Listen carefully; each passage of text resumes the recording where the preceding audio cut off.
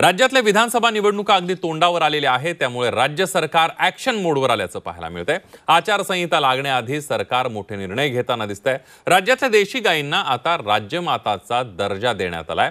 महायुती सरकारने घेतलेल्या निर्णयावर विरोधकांनी मात्र प्रश्नचिन्ह उपस्थित केले। बघूया त्याबद्दलचा रिपोर्ट।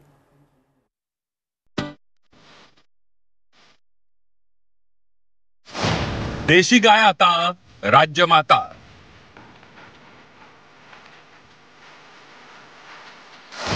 महायुती सरकारचा मोठा निर्णय। गोशाळांना प्रतिदिन प्रति गाय 50 रुपये अनुदान।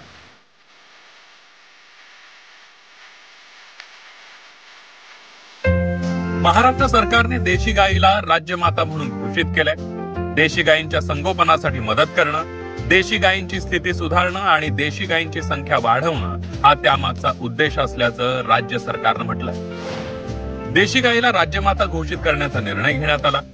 गायींच्या संवर्धनासाठी गोशाळांना मिळणार प्रतिदिन प्रति गाय 50 रुपये अनुदान। योजनेची अंमलबजावणी ऑनलाईन पद्धतीने केली जाणार। प्रत्येक जिल्ह्यात गोशाळा पडताळणी समिती असणार। ज्या ठिकाणी पांढरपोळा आहे, ज्या ठिकाणी व्यवस्था आहे, अशा ठिकाणी देशी गायीच्या चाऱ्याकरता मदत करण्याचा निर्णय देखील राज्य सरकारने घेतलेला आहे।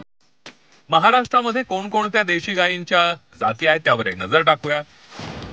खिल्लार या जातीच्या गायी सोलापूर, सातारा, पुणे आणि कोल्हापूर जिल्ह्यात आढळतात। डांगी या जातीच्या गायी प्रामुख्याने नाशिक आणि अहमदनगर जिल्ह्यात आढळतात। गवळाऊ या जातीच्या गायी प्रामुख्याने नागपूर आणि वर्धा जिल्ह्यात आढळतात। देवणी या जातीच्या गायी महाराष्ट्रामध्ये प्रामुख्याने लातूर, नांदेड आणि उस्मानाबाद जिल्ह्यात आढळतात। लाल कंधार या जातीच्या गायी नांदेड आणि लातूर जिल्ह्यात आढळतात। देशी गायीच्या दुधात A2 प्रोटीन असतं, परंतु देशी गाय फार कमी दूध देते। तसंच त्यांच्या पालन पोषणावर भरपूर खर्च येतो। देशी गायीच्या दुधाला भाव मिळत नसल्यानं देशी गायींच्या संख्येत घट झाल्याचं दिसून येतंय। मात्र याच देशी गायींना आता राज्यमातेचा दर्जा देण्यात आलाय। मात्र महाराष्ट्र सरकारच्या गायीला राज्यमाता दर्जा देण्याच्या निर्णयाच्या वेळेवर विरोधकांनी प्रश्नचिन्ह उपस्थित केलंय। कारण लवकरच विधानसभा निवडणुका होणार आहेत, त्यामुळे गायीला राज्यमाता दर्जा दिल्यानंतर गायींच्या स्थितींमध्ये खरंच सुधारणा होणार का? देशी गायींच्या संख्येत वाढ होणार का? असे अनेक प्रश्न विरोधक विचारतात।